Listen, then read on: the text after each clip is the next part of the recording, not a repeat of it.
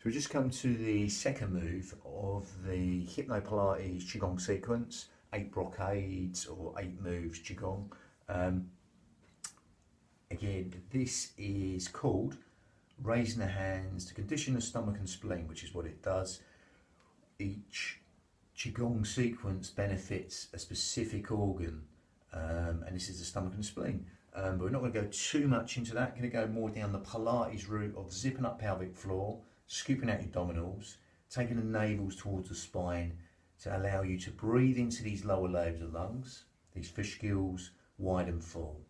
Okay, again, so we're going to do that. Zip up pelvic floor, scoop out your abdominals, get the 2 middle fingers touching underneath the breastbones, palms on the lower lobes of lungs.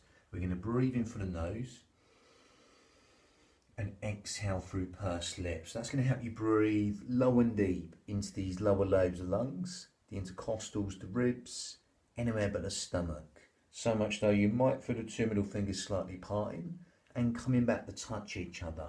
Just adding width to the lungs and length to the out breath. That lovely, free, expansive breath. So as you do that, zip up pelvic floor, scoop out your abdominals. That helps you breathe into these lower lobes of lungs. The fingers are moving like seaweed on the bottom of the seabed. The shoulders are down. And as you elongate the out breath longer than the in breath, add that length to the out breath. Quadruplet, doublet, triplet.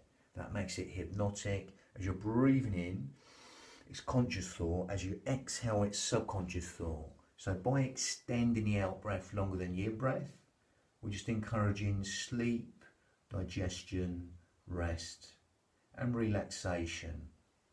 Lovely. So with that, we're going to add that to motion and then go into the modifications with this. So it's a bit of a funny one to start off with. Again, hands will pass like this and then go up. So breathing into here and exhaling coming up. This is the classical move.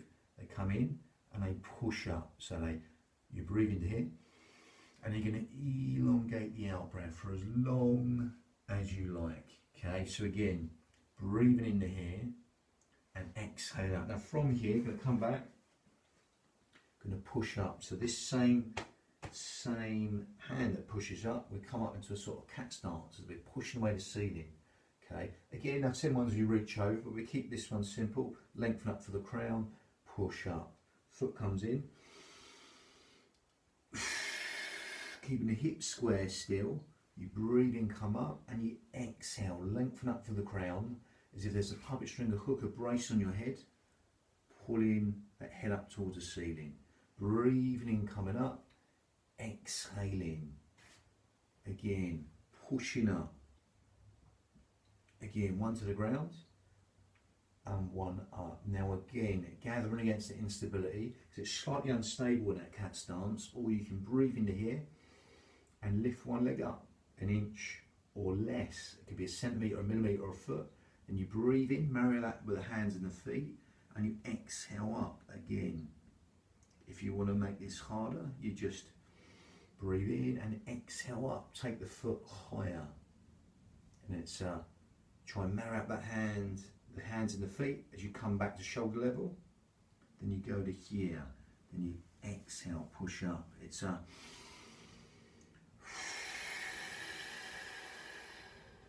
elongate the out breath for as long as you like. If you have to put the foot down meanwhile, then just put it down in a cat stance. So it doesn't quite last the out breath. We're trying to lengthen the out breath. So it's breathing into here, exhaling up. So I'll run it up. So I can't balance, then I'll just bring the foot down and carry on elongating the out breath. So again, it's so I run out on my breath there. So say I lose my balance even. Then I can come down to here and carry on exhaling. If you can stay up the whole time, even better.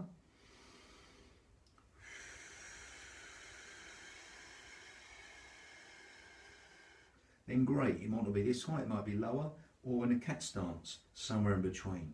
Again, touching down, okay? And modify it to, or exploit the range, speed and tempo to make it as easy or as hard as you like. Again, so from here, it's bringing the hands to here,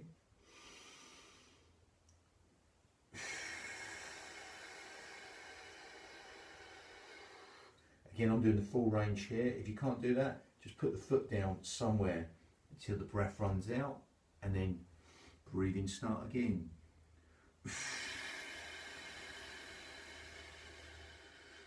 Empty one leg, breathing in, exhaling up. Again, if you want to add the staccato breath, again, that works like a cough or sneeze. It's like a like that, engages the pelvic floor and the corset. We gather in and just go. Keep on exhaling out as much as you can. So again, we're going to breathe in here, and then we exhale. Hands come in narrow as we exhale as usual, and then we get to here, we go.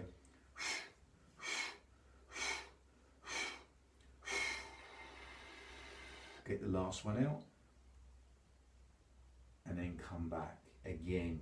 So again, pushing up like this. So it's if it's just a cat stance, so from here, if it's just to here, great.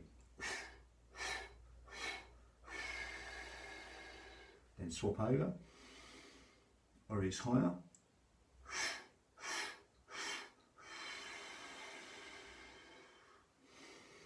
Or higher than that. Again, exploit it to make it as easy or as hard as you like.